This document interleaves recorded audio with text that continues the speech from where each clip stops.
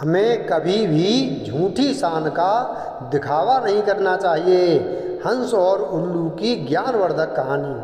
बहुत पुरानी बात है। एक ऊंची पहाड़ी पर विशाल किला था। किले के अंदर एक देवदार का वृक्ष था जिस पर एक उल्लू रहता था। उल्लू प्रतिदिन भोजन की तलाश में पहाड़ी से नीचे घास के मैदान में आता था। घास के मैदान के पास ही एक बड़ा सा तालाब था। उस तालाब में बहुत से हंस रहा करते थे। उल्लू जब भी हंसों को देखता तो हंसों के सुंदर सफ़ेद रंग, लंबी गर्दन और बड़ी बड़ी आँखों को देखकर उसमें भी हंसों के जैसा बनने की इच्छा होती थी। उल्लू जानता था वह हंस जैसा नहीं बन सकता, इसलिए वह हंसों से दोस्ती करना चाहता था।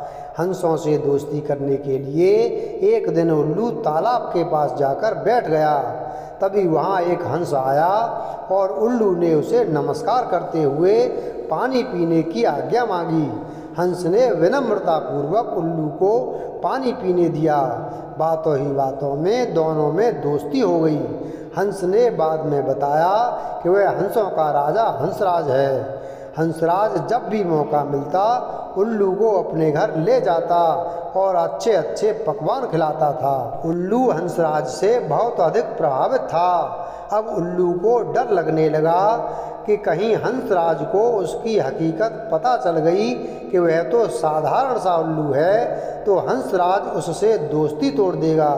इसलिए उल्लू ने अपनी दोस्ती को बचाने के लिए हंसराज से झूठ बोला कि वह उल्लुओं का राजा उलूक राज है और ऊंची पहाड़ी जो किला है वह उसी का है और उस किले में उसकी फौज रहती है। उल्लू ने किले में होने वाली सैनिकों की गतिविधियों को अच्छी तरह समझ लिया और एक दिन हंसराज के पास आकर उसे अपने महल में चलने का निमंत्रण दिया।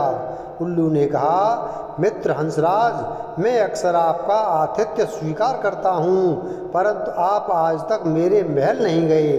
अब आपको भी मेरे यहाँ चलकर मेरा आतिथ्य स्वीकार करना पड़ेगा। शुरू में तो हंसराज ने कुछ बहाना बनाया, लेकिन उल्लू की बातों के आगे उसे झुकना पड़ा और वो उल्लू के साथ जाने के लिए तैयार हो गया।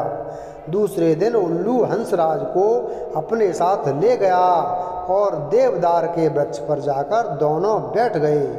उस समय सैनिकों की परेड शुरू होने वाली थी। कुछ ही देर में सैनिकों की परेड हुई और झंडे को सलामी दी गई।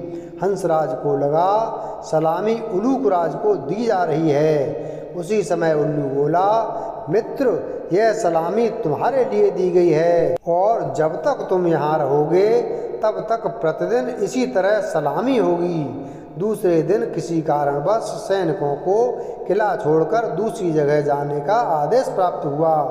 प्रातः सभी सैनिक अपना सामान लेकर किले से जाने लगे। तभी हंसराज ने उल्लू से कहा, मित्र उलूकराज, देखो आपके सैनिक बगैर आपकी आज्ञा के किला छोड़कर जा रहे हैं। यह देखकर उलूकराज असमंजस में पड़ गया और उसे कुछ समझ नहीं आया और अपने स्वभाववश घूं-घूं की आवाज़ निकालने लगा। उल्लू की घूं-घूं की आवाज़ सुनकर सैनिकों ने इसे अपशकुन जानकर किले से जाना स्थगित कर दिया। सैनिकों के रुक जाने पर उल्लू बोला, देखो मेरे मित्र, मेरी आज्ञा से सैनिक रुक गए हैं और जब तक आप रहोगे तब तक यह कहीं नहीं जाएंगे। दूसरे दिन प्रातः सैनिक फिर से जाने के लिए जैसे ही तैयार हुए उल्लू फिर आवाज़ निकालने लगा।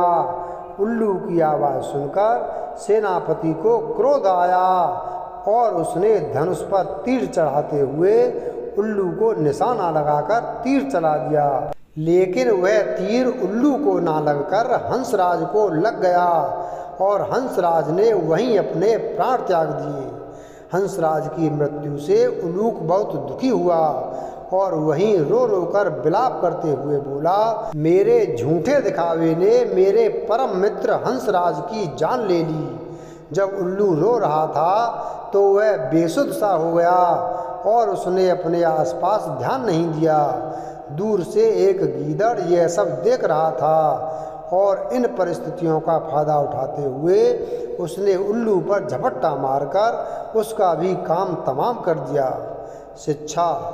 उल्लू और हंस की कहानी से हमें शिक्षा मिलती है कि कभी झूठी शान का दिखावा नहीं करना चाहिए। वीडियो अगर पसंद आया हो तो वीडियो को लाइक करें, चैनल को सब्सक्राइब करें और बेल आइकन प्रेस करें। धन्यवाद।